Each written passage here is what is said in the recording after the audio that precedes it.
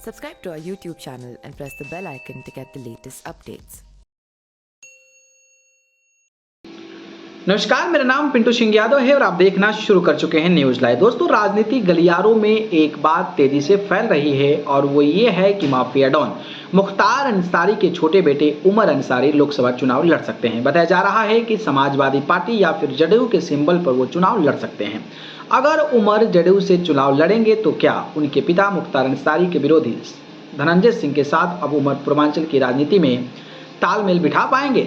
जुर्म की दुनिया पर नजदीक से निगाह रखने वालों की माने धनंजय सिंह और मुख्तार अंसारी की अदावत का मामला कुछ दशक पुराना है। इन दोनों के दुश्मनी की कड़ी अभय सिंह से होकर जाती है। धनंजय सिंह और अभय सिंह दोनों ही लखनऊ यूनिवर्सिटी में एक साथ पढ़ते थे। दोनों का साथ ही छात्र राजनीति में रुचि भी जगह थी। इस दौरान दोनों छात्र राजनीति में सक्रिय रहते हुए एक साथ ठेके का काम भी करने लगे। किसी बात को लेकर दोनों में अनबन हो गई।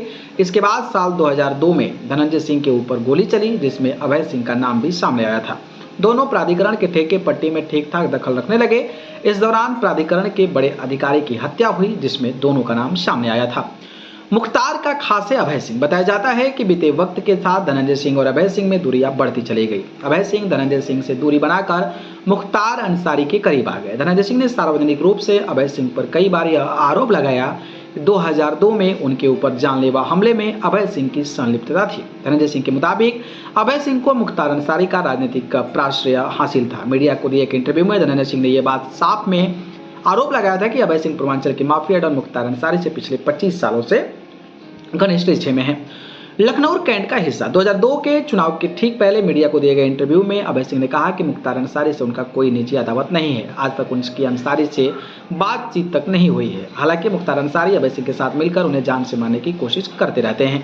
मुख्तार अंसारी से खुद के अदावत के बारे में मीडिया के पूछे गए सवाल पर एक पुराने इंटरव्यू में धनंजय सिंह ने कहा कि साल 2004 में मुख्तार अंसारी और कृष्णानंद राय के बीच लखनऊ के कैंट इलाके में क्रॉस फायरिंग भी हुई थी।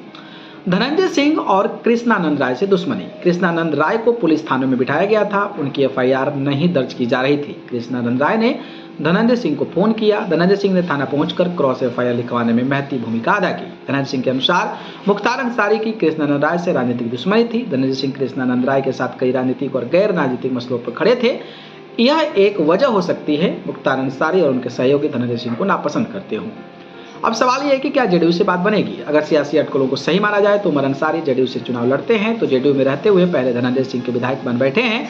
ऐसे में दो विरोधी खेमे के लोग एक राजनीतिक दल में कैसे तालमेल बिठाएंगे, इस पर राजनीतिक जानकारों की निगाह लाजमी है। बाकी आपको क्या लगता है, कमेंट बॉक्स में जरूर बताइए। धन्यवाद।